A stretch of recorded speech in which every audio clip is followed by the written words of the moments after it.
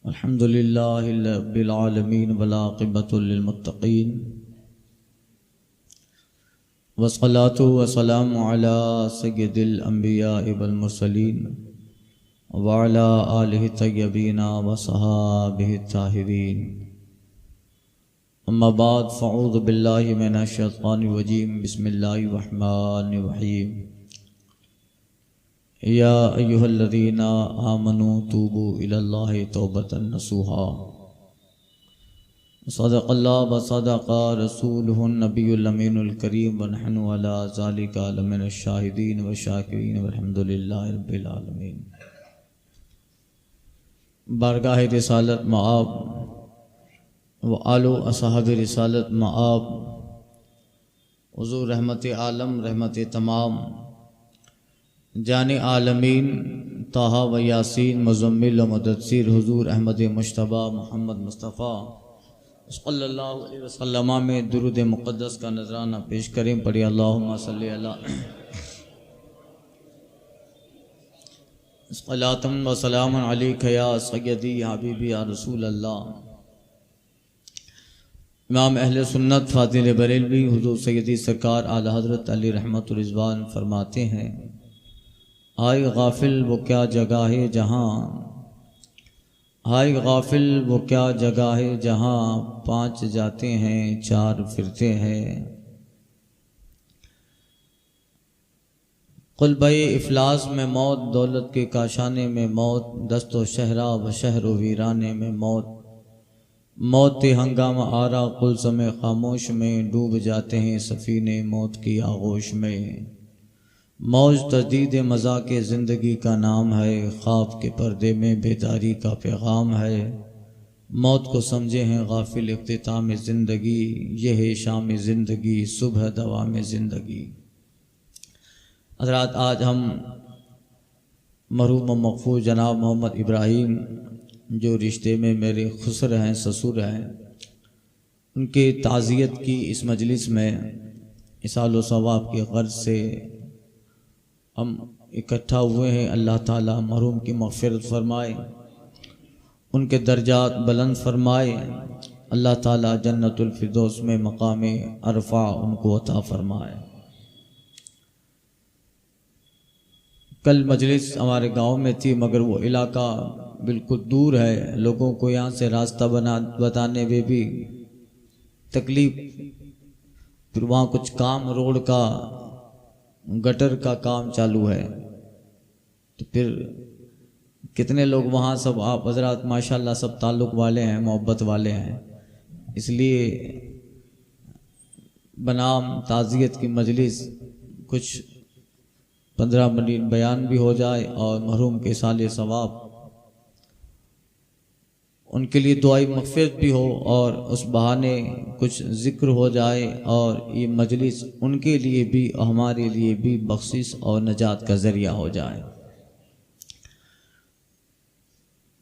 मौत एक अल्लाह ताला का अटल फ़ैसला है, अटल कानून है।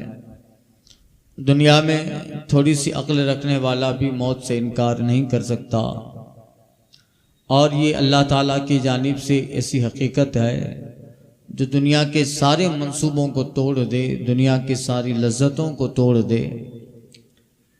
जिस वक्त पर अल्लाह ताला ने बंदे के लिए वक्त जो मुकर्रर किया है, उस मुकर्ररा वक्त पर अजल का फरिश्ता आकर बंदे की रूह कब्ज़ कर लेता है और ज़िंदगी से उसके सारे रिश्ते टूट जाते हैं। चाहे धनवान हो, अमीर हो, गरीब हो, बादशाह हो, वज़ीर हो, काला हो, गोरा हो, अजमी हो, अजमी हो, अरबी हो,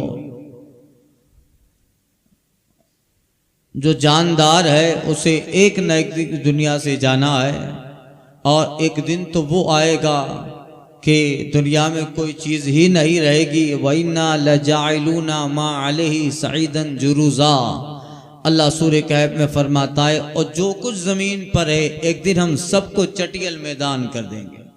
मा अलैहा सईदन जुरूज़ा, जो इस पर है सब चटियल मैदान हो जाएगा, कुछ न रहेगा।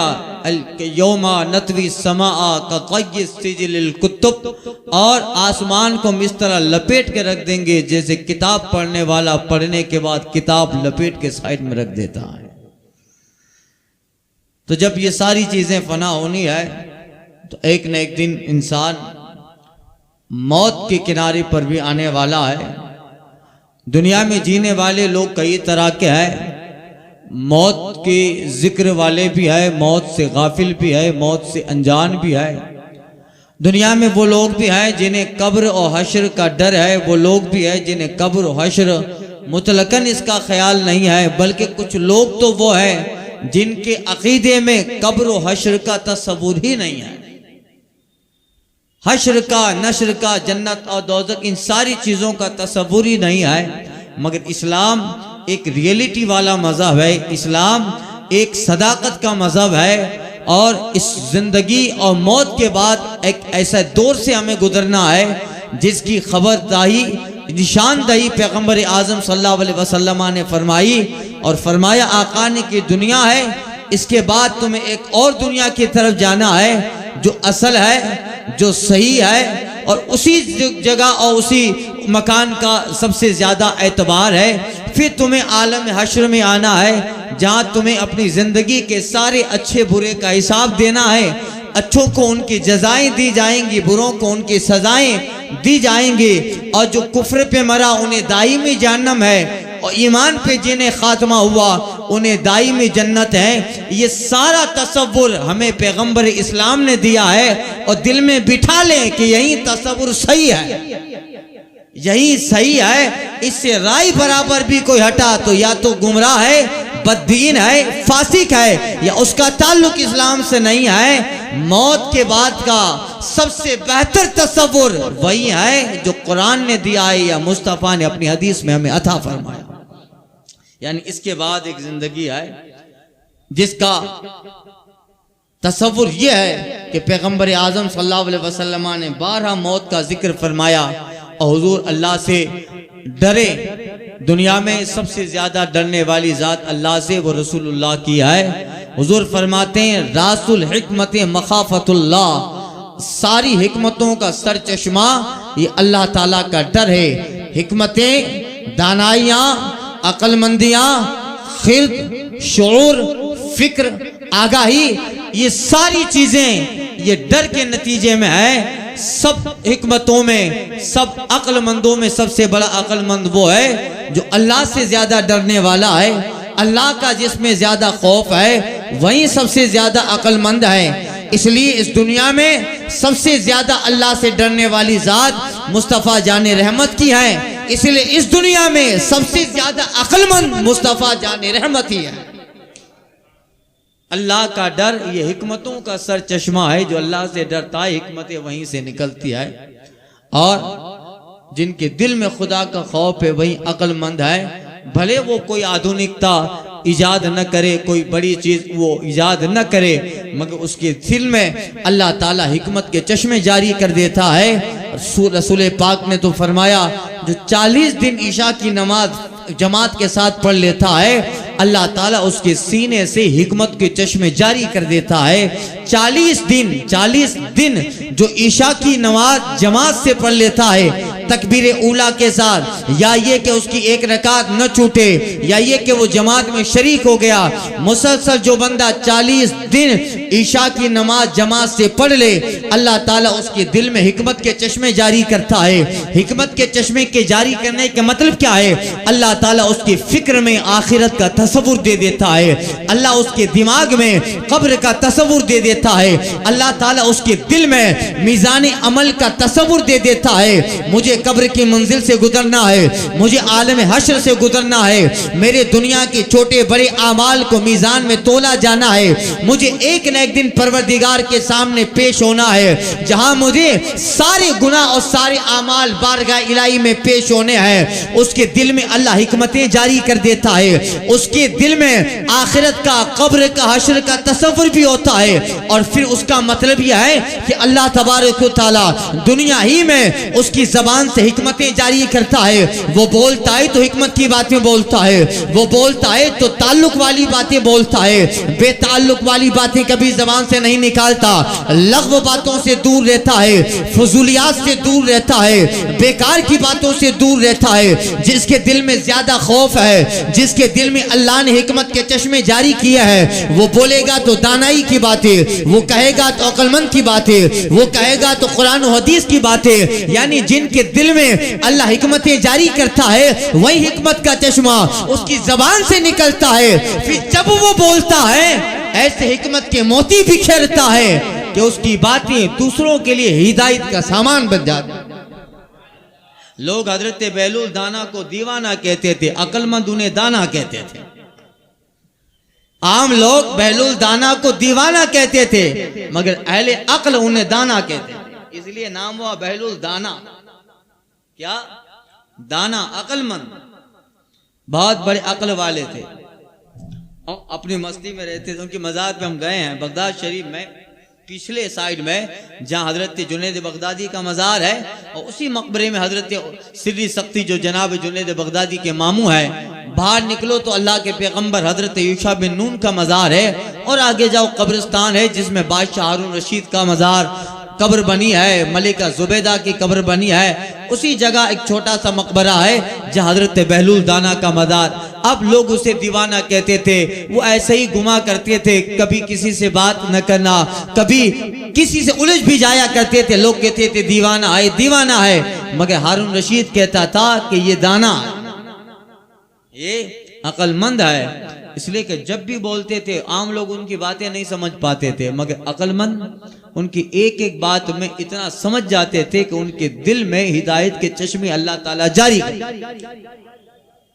जा रहे थे, बादशाह छत पे बैठा हुआ था और हजरत बहलूल अपनी मस्ती में बादशाह के महल की छत के महल के करीब से गुजरते हैं। तो अब बादशाह ने कहा, देखो दीवाना जा रहा है, कभी हमारे पास आता तो नहीं है, चलो उसके ऊपर जाल फेंको, रस्सी फेंको, ऊपर खींच लो। तो बादशाह ने सिपाहियों को हुक्म दिया, ऊपर से सिपाहियों ने जाल फेंका और हजरत बहलूल को खींच लिया। खींचा, आ गए। वैसे तो कभी जाते नहीं थे दरबार में। तो हजरत बहलूल दाना रज़ी अल्लाह ताला अन्हो से बादशाह ने पूछा कि तुम अल्लाह के करीब कैसे पहुंच गए, अल्लाह के इतने नजदीक, इतने करीब तुम कैसे पहुंचे? हजरत बहलूल कहते हैं, जैसे तेरे पास पहुंचा वैसे ही अल्लाह के पास पहुंचा, जैसे तेरे पास। बादशाह कहता है, समझ में नहीं आई बात का? बादशाह सलामत, अगर मैं तेरे पास आता, खुद से आता, तो फिर मुझे तेरे वजीर को चिट्ठी देनी पड़ती, मुझे एक अर्जी पेश करनी होती। तुम्हारा सुबह दरबार लगता है, तुम्हारे वक्त पे मुझे आना पड़ता, दरबार में तुम हाजिर होते, तुम जलवाबार होते, फिर मेरी अर्जी कबूल होती, मुझे इजाजत मिलती, फिर मुझे परवाना मिलता, तुम्हारे पास आता, तारीख दी जाती, मुकर्रर वक्त पे आना पड़ता, तुम्हारे तख्त पर बैठने के वक्त में आना पड़ता। यानी अगर मैं अपने से आता तो फिर मुझे ये सारे सोर्सेस इस्तेमाल करने पड़ते, तब जाके बादशाह सलामत में तुम्हारे पास आता। मगर बादशाह सलामत, तुमने चाहा, तुमने ये गुमान किया कि मेरे पास ये बहलूल आ जाए, तो फिर कैसा तरीका अख्तियार किया? फौरन जाल फेंका और मुझे अपने पास बुला लिया। बस इसी तरह बादशाह, जिस तरह तुमने मुझे अपने पास जाल फेंक के जल्दी से बुला लिया, वैसे ही अगर मैं इबादत से जाता, अगर रियाजत से ज्यादा, अगर बंदगी से जाता, तो सजदों में वक्त गुजरता, इबादत में वक्त गुजरता, जमाने निकल जाते, कस्ब होता, विलायत मिलती, इन सारी चीजों को होते होते एक जमाना गुजर जाता, नफल तहज्जुद अवाबीन इशराक पढ़ते पढ़ते, फिर अल्लाह ताला का करम मुझ पे जारी होता, फिर अल्लाह की नेमतें मुझ पे जारी होती, अल्लाह ताला खास कुर्ब मुझे देता। मगर मैं चाहता तो इतना वक्त पहुंचता, निकल जाता रब की बारगाह में पहुंच जाने में, मगर मेरे रब ने चाहा कि बहलूल फौरन मेरे पास आ जाए। ऐ बादशाह, जिस तरह तुमने जाल फेंक कर फौरन तो एक वक्त में मुझे अपने पास बुला लिया, अल्लाह ही ने अपने करम का एक बेपना जो है अता का बेपना कतरा मुझ पे नाजिल किया। और फौरन रब ने मुझे अपने कुर्ब की नेमत अता फरमा दी। अब मैं अल्लाह की बारगाह में, तो अब हजरत बहलूल दाना रहमतुल्लाह ताला अलैह, इसलिए लोग उन्हें दाना कहते थे। बाजार में बैठे थे तो किसी ने कहा कि अरे दीवाने कभी नहीं आते, आज बाजार आ गए, आज बाजार आ गए। तो एक जगह बैठ गए, तरबूज की दुकान थी, सामने बैठ गए सामने और कुछ इधर उधर करने लगे। और कभी इस दुकान वाले के पास जाते हैं, कभी उस दुकान वाले के पास। किसी अहले दिल साहिब दिल का गुजर हुआ, क्या बहलूल आज खिलाफ मामूल तुम्हारा इस बाजार में आना हो गया, क्या कर रहे हो? का देख नहीं रहे हो अल्लाह और बंदों के दरमियान सुलह करवा रहा हूं, अल्लाह और बंदों के दरमियान सुलह कर रहा हो। तो क्या हुआ सुलह का नतीजा? हजरत बहलूल कहते हैं अल्लाह तो मान रहा है, बंदा नहीं मान रहा। अल्लाह मान रहा है, बंदा कारोबार में लगा पड़ा है, वो नहीं मान रहा है। अभी भी वक्त है अल्लाह की दहलीज पे आ जाए, अभी भी वक्त है नदामत के साथ आ जाए, अभी भी वक्त है तौबा के साथ आ जाए, अभी भी वक्त है परेशानी नदामत के साथ आ जाए। अपने गुनाहों को तसव्वुर करते हुए, खुदा के कुर्ब में अपनी जबीन को लगाते हुए, खाली का तसव्वुर करके, मालिक का तसव्वुर करके, आखिरत कब्र हश्र और खुदा की बारगाह में जो पेश होना है उसका तसव्वुर करके वो अल्लाह के करीब आए। वो एक बाली खुदा के करीब आएगा, 10 बाली रहमत खुदा बंदे के करीब होती जाए। मैं कब से कह रहा हूं अल्लाह तो मान रहा है मगर बंदा नहीं मान रहा। देखो सब दुकानों पे भरे पड़े और वक्त नमाज है, अजान हो गई है, मगर ये लोग बाजार में अभी तक खरीदो फरोख्त में मशगूल हैं। सुलह नहीं हो रही है, रब मानने के लिए तैयार है, बंदा नहीं मान रहा। कुछ दिनों के बाद हजरत बहलूल दाना फिर कब्रिस्तान में बैठ गए। अब वहीं अहले अकल जो है साहिब दिल का गुजर हुआ, क्या बहलूल आज कब्रिस्तान में नजर आए? कुछ दिनों पहले बाजार में मिले, आज कब्रिस्तान में मिल गए, यहाँ क्या कर रहे हो? बस जो बाजार में कर रहा था वही यहाँ कर रहा हो। क्या कर रहे हो? अल्लाह और बंदों के दरमियान सुलह करवा रहा हो। नतीजा क्या निकला? का बस नतीजा तो यह है कि अब बंदा तो मान रहा है, अल्लाह नहीं मान रहा।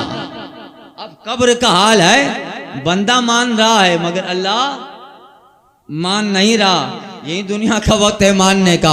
आज ले इनकी पनाह, आला हजरत कहते हैं आज ले इनकी पनाह, आज मदद मांग इनसे, फिर न मानेंगे कयामत में अगर मान गए।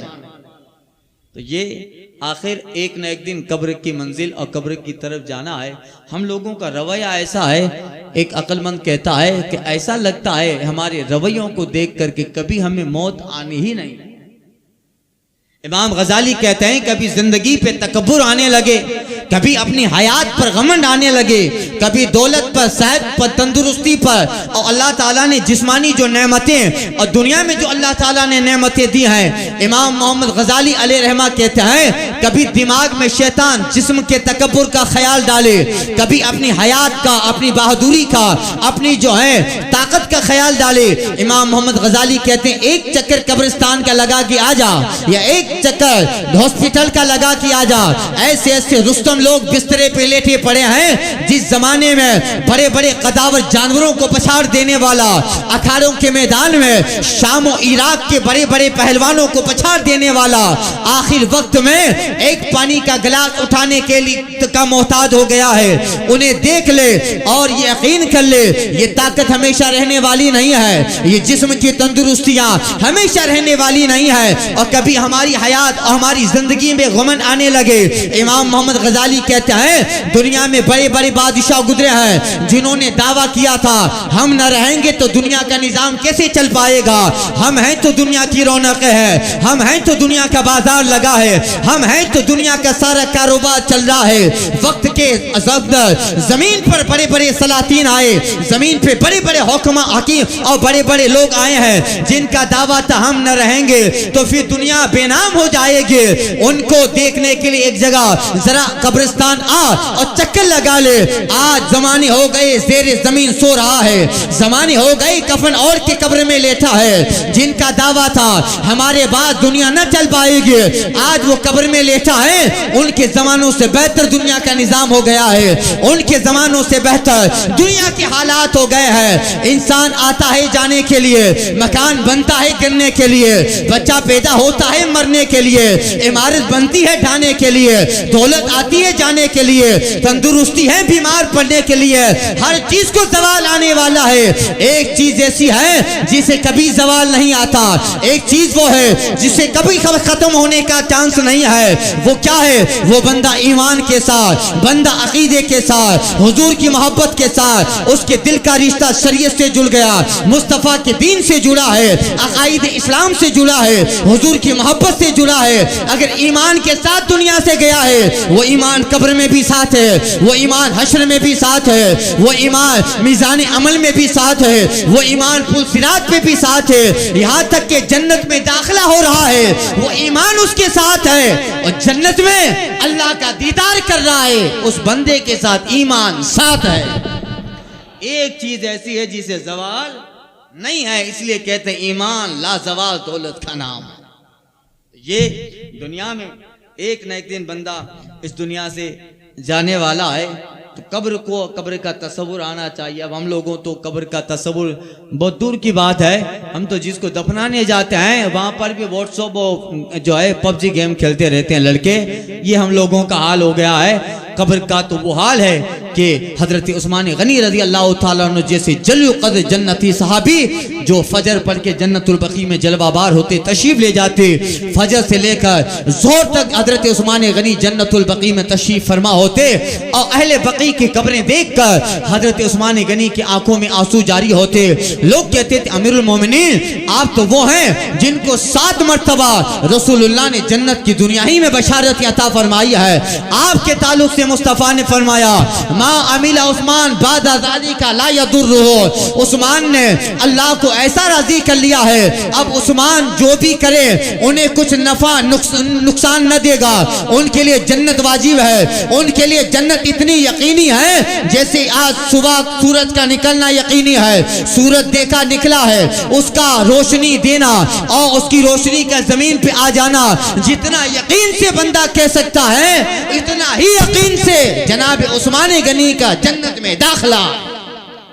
मगर हाल देखिए हजरत उस्मान गनी सारा दिन रो रहे हैं। जब पूछा हुजूर आप तो जन्नती हैं, रोते हैं, हजरत उस्मान गनी फरमाते हैं आखिरत की मंजिल में सबसे पहली कब्र मंजिल है। अगर बंदा यहाँ कामयाब है आने वाली सारी मंजिलों में कामयाब होता जाएगा, आने वाले सारे हालात में बंदा कामयाब होता जाएगा। इसलिए कब्र के आसानी की दुआएं करो। अल्लाहुम्मा सहिल लना अज़ाबल क़ब्र, अल्लाहुम्मा हफ़ज़ना अज़ाबल क़ब्र, अल्लाहुम्मा सहिल लना असइलतल क़ब्र। ये अल्लाह हमारे लिए कब्र के सवालों को आसान फरमा, दुआ करते रहो। हुजूर ने हदीस में तालीम फरमाई है ये अल्लाह हमें कब्र का अजाब आसान फरमा दे, ये अल्लाह कब्र की सख्तियों से हमें महफूज फरमा। जब वैसा खतरनाक हाल होता है आल हादत कहते हैं खड़े हैं मुनकर नकीर सर पर, न कोई हामी न कोई आवर, खड़े हैं मुनकर नकीर सर पर, न कोई हामी न कोई आवर, बचा लो आकर शफीए महशर तुम्हारा बंदा अजाब में है। उस वक्त अगर कोई जात है मुस्तफ़ा जाने रहमत की है वो करम करने आते हैं, वरना कब्र का हाल दुनिया में आपका ताल्लुक बेटे से हो, बेटे का ताल्लुक बाप से हो, वो कब्र के हालात से बेखबर है। एक जात है जो अपने उम्मती के कब्र के हालात से बाखबर है, वो मुस्तफ़ा जाने रहमत की जाते गिरामी है। आला हज़रत कहते हैं उनके सिवा रजा कोई हामी नहीं जहां, उनके सिवा रजा कोई हामी नहीं जहां, गुजरा करे पिसर पे पिदर को खबर ना हो। पिसर पे क्या गुजर रही है पिदर बाप को खबर नहीं है, मगर वो खबर मुस्तफ़ा जाने रहमत को है। इसलिए हम लोगों का रवैया ऐसा है, हम लोगों ने तौबा करना भी छोड़ दिया है। कितने लोग हैं जो रोजाना अस्तगफिरुल्लाह की तस्बीह पढ़ते हैं, और तौबा ऐसा नहीं कि आप कोई अरबी का अच्छा वाला जुमला सेट कर लिया और पढ़ते रहे। तौबा नाम है दिल की नदामत का, अपने आप को खुदा की बारगाह में झुकाने का, अपने गुनाहों से अहद कर लेना आइंदा न करने का, और दिल में आइंदा नेकियों की रग़बत बिठ जाना, यही नाम है सच्ची तौबा का। अब देखिए एक वाक़या याद आया, हजरत हसन बसरी के ज़माने में एक साहब का इंतकाल हुआ, उसका एक बेटा था। उसका एक बेटा, बाप ने वसीयत की अपनी बीवी को कि मेरा सारा सरमाया इसी पे खर्च करना, बहुत बड़ा मालदार था। बेटा थोड़ा बड़ा हुआ, बाप की दौलत हाथ आई और उसने इतना उड़ाया, गलत लोगों की सोहबत लग गई, आवारा किस्म के लोगों के साथ बैठा, जवान औबाशों के साथ बैठता रहा। आहिस्ता आहिस्ते शराब की आदतें आ गई, जना की आदतें आ गई, इतनी बुरी आदतें उसमें आ गई। रोजाना उसकी जो माँ थी, उसकी माँ हजरत हसन बसरी रहमतुल्लाह ताला अलैह की शागिर्दा थी, हजरत इमाम हसन बसरी से मोहब्बत करने वाली, उनके सिलसिले थे बैत थी। माँ नमाजों की पाबंद, सोमो सलात की पाबंद, रोजाना अपने बेटे से कहती, ऐ बेटा कब तक इस गुनाहों की जिंदगी में फंसा रहेगा, जरा निकल और खुदा की मोहब्बत की जमीन पे आ, खुदा के मार्फत वाली दुनिया में आ जा। मगर बेटे के दिल पे दुनिया का सारा नक्शा, बेटे के दिल और ज़हन फिक्र पर उनके गलत दोस्तों का ऐसा असर हो गया था। माँ को डांट देता, कहता कि तू हमेशा चिल्लाती रहती है जानवरों की तरह। माँ को डांटता, कभी मार देता, और जब तक के अपने बाप की सारी दौलत, सारा सरमाया खर्च न किया, तब तक उस बेटे को चैन आया ही नहीं। अब उसकी जो गलत आदतें थी, सोहबत गलत थी, उसकी वजह से उस सोहबत ने उसको ऐसा बिगाड़ दिया। इसलिए बुजुर्ग गरीब नवाज का कौल है, सोहबत तो अस्थिर, सोहबत असर करती है।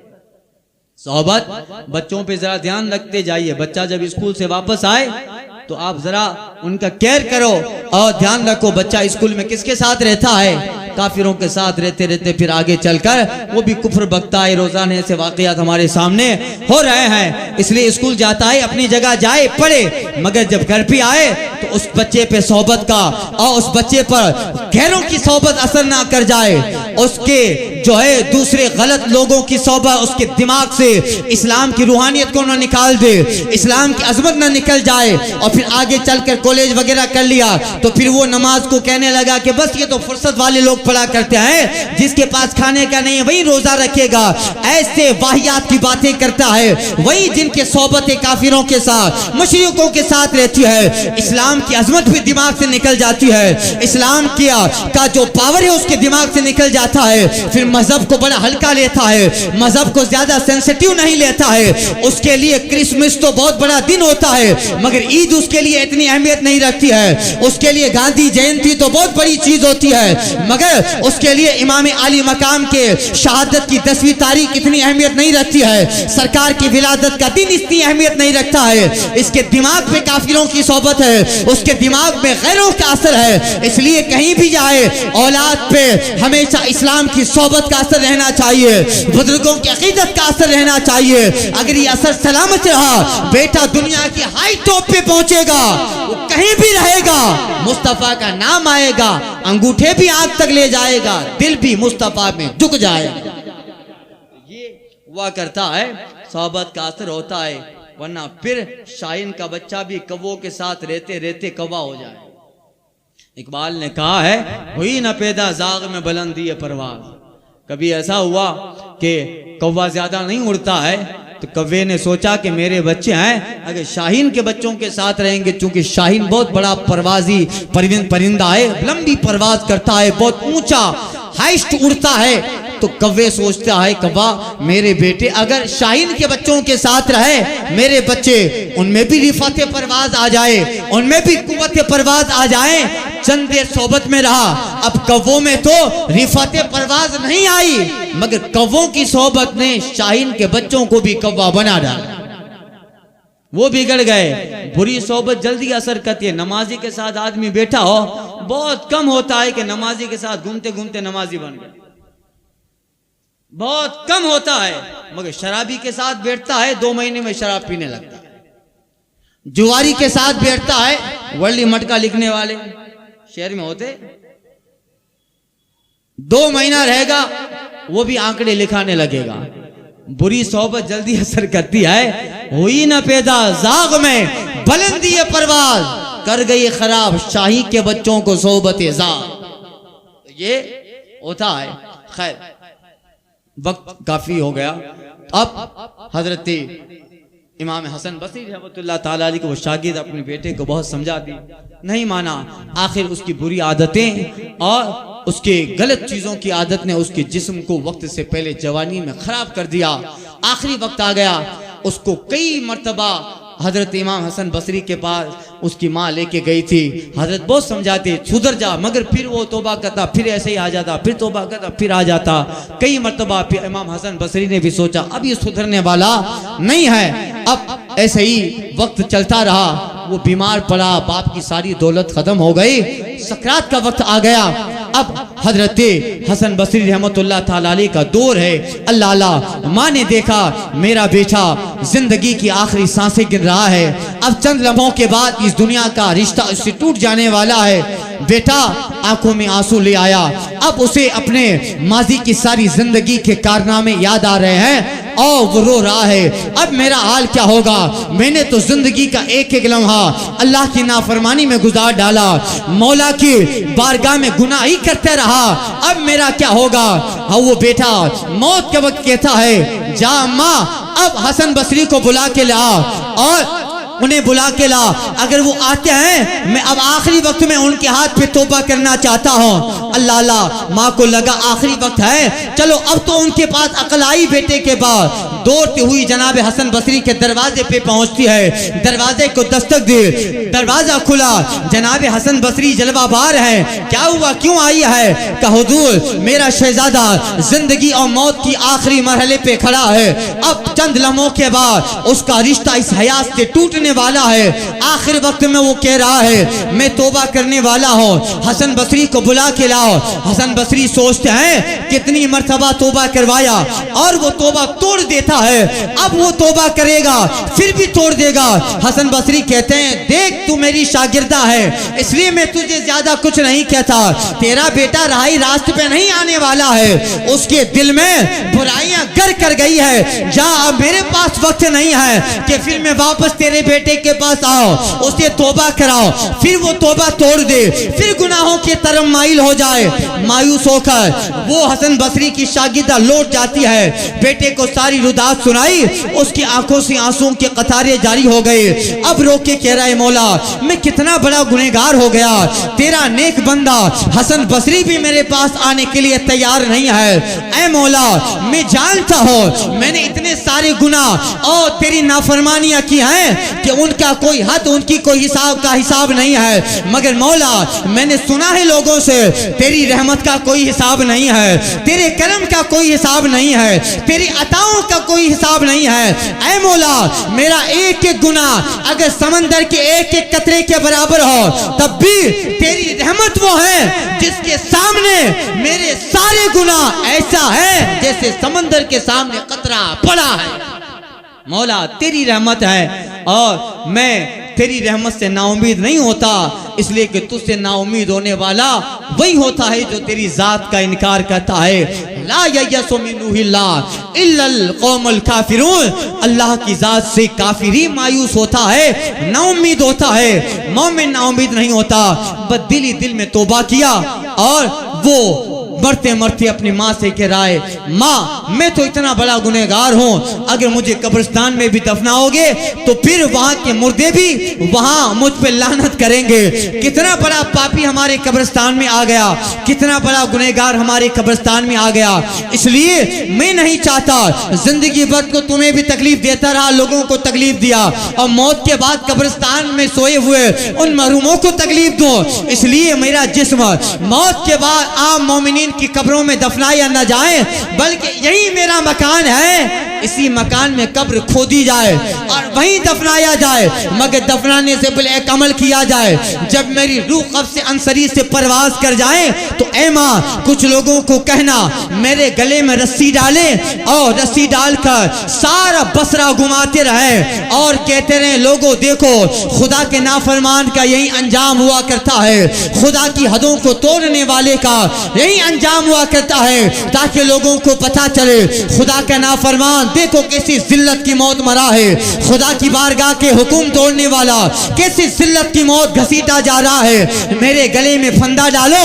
सारे बसरा में घुमा और फिर ज्यादा जिल्लत हो जाए, इसी घर में एक घड़ा खोदो और बगैर नमाज जनाजा के मुझे दफन कर दिया। अब उस बंदे को एहसास हो रहा है कि मैं बहुत बड़ा गुनहगार हूँ। अल्लाह अल्लाह, वो इंतकाल कर गया। वसीयत थी, माँ रोती है, क्या किया जाए, वसीयत है। गला जैसे ही उस गले में रस्सी डाली है, अल्लाह अल्लाह आवाज आती है, ऐ लोगो, अल्लाह के वली के साथ ये रवैया अच्छा लगता है क्या?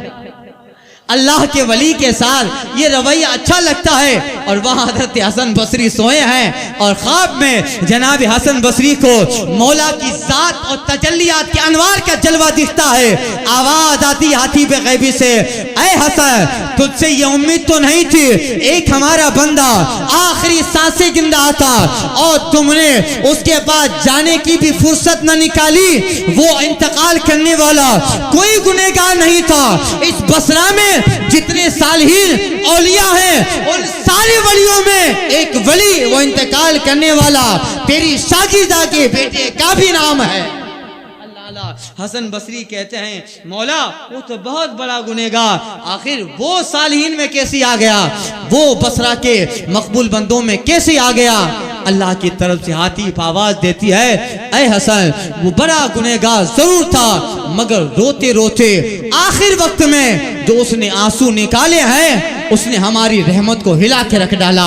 उसने मरते मरते जो दिल की अथाह गहराइयों से हमारे करम को आवाज लगाई, हमारी रहमत को जो आवाज लगाई, उसके उन रोने हुए लहजे में, उसके निकलते हुए आंसुओं के सैलाब में ऐसा पावर था, रहमत इलाही बगैर जोश के रह न पाई। खुदा की रहमतें करीब आती है, हमने फरिश्तों को कह दिया इसके सारे गुनाह मिटा दो, इसने रोकर हमें मना लिया है, इसकी आंसुओं ने हमारी रहमत के समंदर में मौजें पैदा कर दिया है। ऐ फरिश्तों, इसके नामाए अमाल में जितनी बुराइयां हैं सारी मिटा दो और इसका नाम बसरा के वलियों की फहरिस्त में शामिल फरमा दो। हसन बसरी को ख्वाब में बशारत होती है, जाओ ए हसन, उससे गुस्ल बसरा का आदमी नहीं देगा, ए हसन गुस्ल तुम ही दोगे। अल्लाह अल्लाह, तुम्हारे हाथ से उनको गुस्ल दिया जाना है। अल्लाह अल्लाह। अब हसन बसरी रात की तारीकियों में निकलते हैं और कह रहे हैं, मौला मैंने बहुत जल्दी की उस जवान, उस बच्चे की माँ को, मेरी शागिर्दा को जवाब देने में, खुद भी अफसोस में है। आए और आते आते देखा गले में रस्सी लोग डाली रहे थे और हसन बसरी दरवाजे पे दाखिल हुए।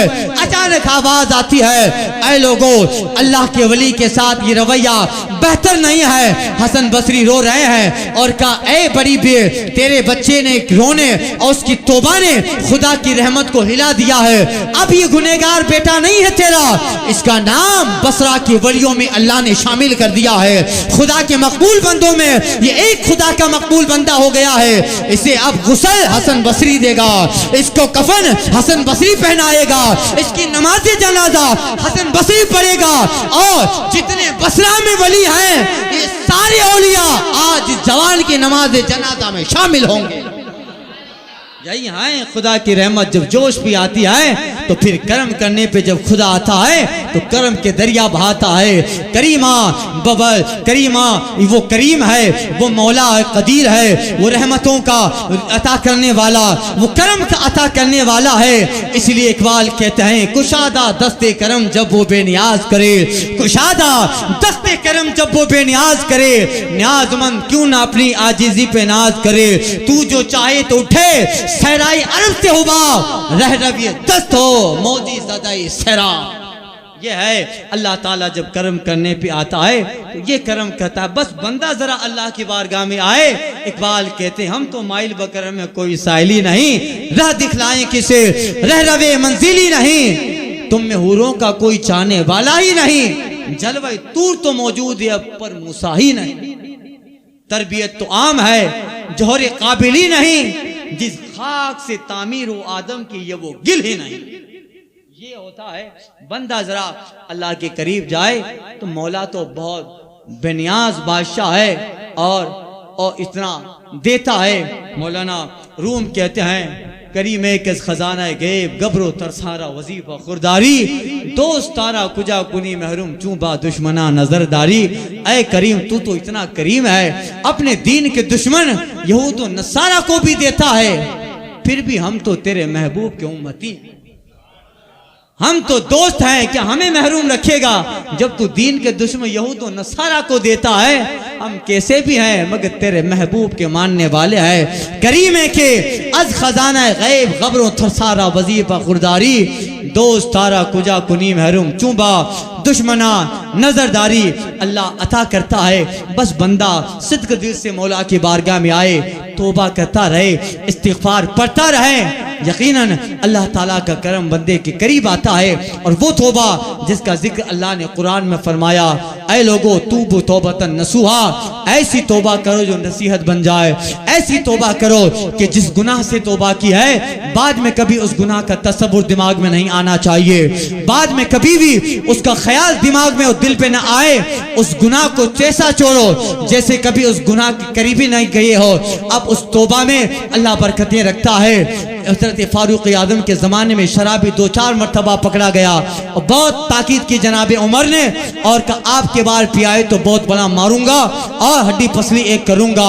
एक दिन वो शराबी वही शराब की बोतल लेके आ रहा है, सामने से जनाब फारूक आज़म गुजरते हैं। अब शराबी हिलने लगा, मौला कितनी मरतबा तो जनाब उमर ने मुझे डांट दिया है, अब मेरे हाथ में अगर शराब की बोतल देखी तो फिर मेरा जो है मेरी सजा यकीनी है। ऐ मौला आज तेरी बारगाह में दुआ करता हूँ, तौबा करता हूँ, आज के बाद मैं कभी भी शराब न पीऊंगा, बस आज उमर के कोड़े से बचा ले, आज जलाले उमर से बचा ले मौला, आज के बाद मैं इस चीज को छोड़ूंगा, ऐसा छोड़ूंगा कि कभी भी इसके करीब न जाऊंगा। ये दिल से निकलती है बात, अथा गहराई से निकलती है, अपनी अकल से निकली। अल्लाह अल्लाह उस बात ने ऐसा रंग लाए, जनाब उमर करीब हो गए और वो बोतल को छुपा रहा है शराबी। छुपाते छुपाते जनाब उमर कहते हैं बता ये क्या रखा है हाथ में? बस कुछ नहीं है हुजूर। नहीं बता, आज भी शराब पी के रास्ते में दंगल कर रहा है, आज फिर शराब की बोतल तेरे हाथ में है। हुजूर शराब नहीं है, दूध लेके जा रहा था। नहीं बता। हजरत फारूक आज़म छीन लेते हैं। अल्लाह अल्लाह जैसे ही छीना है क्या देखा, उसमें शराब नहीं, उस शराबी ने कहा था अल्लाह ने वाकई में शराब को दूध में तब्दील फरमा दिया था। वो शराबी की आंखें फटी की फटी रह गई, अभी तो रंगीन शराब थी, ये सफेद दूध कैसे हो गया?